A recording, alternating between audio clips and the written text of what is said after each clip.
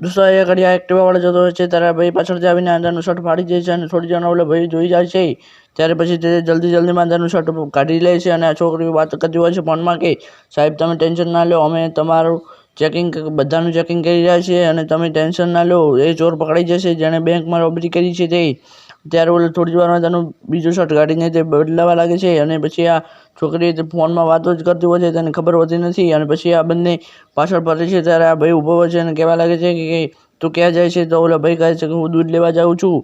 અને ઓલી છોકરી કહે છે કે દૂધ લેવા આજ કેમ જાય છે? આજે તને ખબર નથી અહીંયા બેંકમાં રોબરી થઈ છે એટલે અહીંયા ભારે ચેકિંગ ચાલી રહ્યું છે. ત્યારે ભાઈ કહે છે કે મને ખબર નથી, મને જવા દો.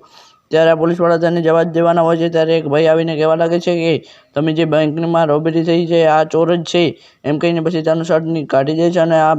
કહે છે કે મેં શર્ટ ફાડ્યું હતું પણ તમે જોયું નહીં એમ કહીને તેને જેલમાં લઈ જાય છે.